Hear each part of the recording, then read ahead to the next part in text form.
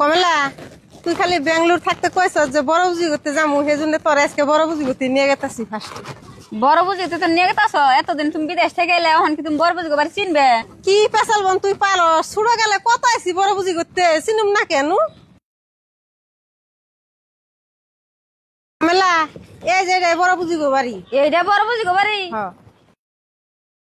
বড় বুঝি ও বড় বুঝি।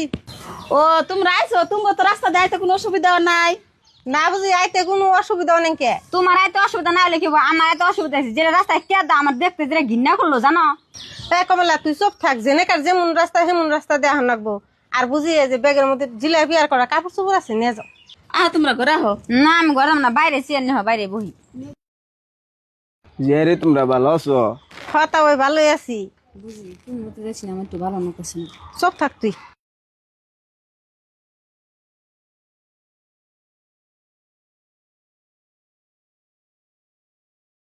বুঝিয়ে নেব না, একটু ফাঁক নাও।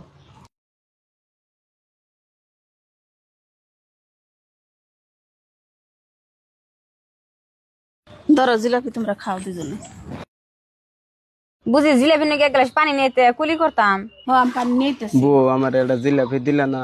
বুঝি তোমার হরি হসুর অনেক বই রয়েছে দেখে নাইলে আমি এনে আসে না তোমার হসুরে।